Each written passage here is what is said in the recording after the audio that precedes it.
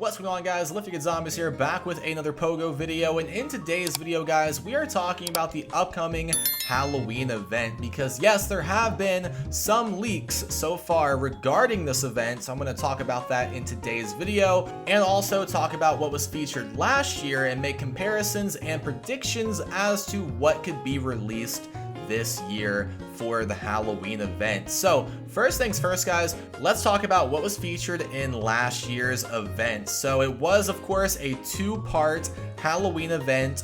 Part 1, what big releases came out for part 1? Well, first things first, Shiny Galar Yamask did debut last year for part 1 of the Halloween event. Do remember, it was featured in research. It was in Pokestop research. I believe the task was catch 25 ghost types, and there also was a today view research that did give you guys some encounters with the Galar Yamask as well, but it was not a featured spawn. So to get the shiny, you had to do research. I believe last year I got one shiny Galar Yamask after doing like 100 tasks. I do believe the shiny rate is about 1 in 64 in the Yamask, but I was a little bit unlucky on getting the shiny, but at least I did get one. I'm happy I got one. I think I also evolved it too. Also, that was not the only brand new shiny for part 1. Part 1 did also feature the big release, shiny Noibat in 7Ks only. And yes, I also was lucky enough to hatch a shiny Noibat in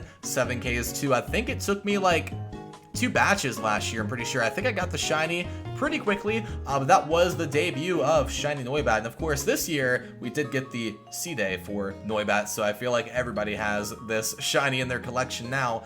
And the last big release for part 1 was, of course, Mega Banette, a brand new Mega Evolution to the game. Now, let's talk about part 2. What was featured in part 2? A bunch of costumed Pokemon, such as the costumed Vulpix, the Gengar, and also the Pumpkaboo. And with the Pumpkaboo also did get the shiny enabled on it for part 2 as well, with that costume on too. So that was the big releases for part 2, and also, of course, the debut of Zorua. Yes, that is when Zorua came out, was part 2 of the Halloween event. So yeah, those were the big releases that were featured in the Halloween event last year. So let's talk about what leaks we have so far for the event this year. So what I've seen so far is that we should be getting shiny Phantump, more than likely for part 1 is my guess, shiny Zorua, which I'm guessing for part 2,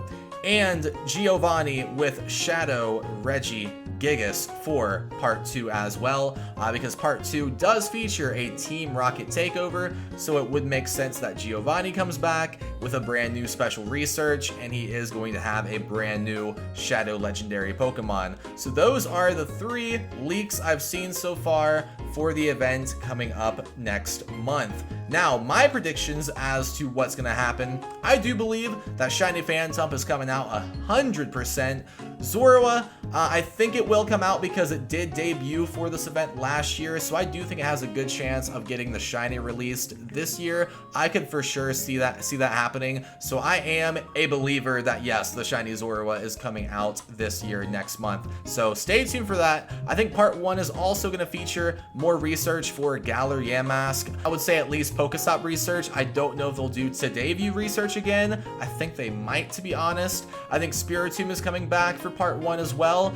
I'm hoping they put it in Pokestop research tasks this year. I think they will, because they didn't do it last year, so I feel like this year they probably are going to, hopefully alongside Galar Yamask, because it would be fun to shiny hunt them both in research, the Yamask and the Spiritomb. I would love that, so fingers crossed for that. And also shiny Golett spawns for part 1 too, because that shiny did just come out for the in-person Go Fest event. I believe that was the NYC in-person Go Fest event. So if you guys did not go to that event, you more than likely don't have shiny Golett, because I don't think it is a season spawn. Actually, it might be, but I think it's super rare. I think it is super rare. It might be a season spawn, but I've hardly seen any Golett spawns. So I think that will be featured for part 1 for spawns too. Now for part 2, again, the shiny Zorua and new Shadow Shiny Pokemon with the Team Rocket leaders, because again, it is a Team Rocket takeover, and when these Team Rocket takeovers do happen, we do get brand new Shadow Shiny Pokemon with the Team Rocket leaders like Arlo, Cliff, and Sierra, and maybe some new Shadow Shinies in Team Rocket Grunts as well. That could also happen too.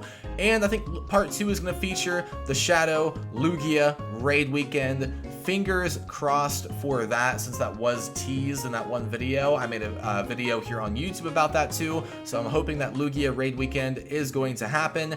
And I'm also going to say at least 1 to 2 new costumed Pokemon are going to get released, whether that's a new costumed Gengar, costumed Pikachu. I believe we should see at least 2 brand new costumed Pokemon for part 2 as well, alongside some returning costume Pokemon, like maybe the costumed Vulpix, maybe the costumed Pumpkaboo. That is what I'm thinking for the Halloween event this year. If you guys have any other predictions, feel free to comment down below as to what you think is going to get released for this year's Halloween event. If you guys enjoyed today's video, make sure to drop a like on the video, subscribe for more, and I'll see you guys in the next one.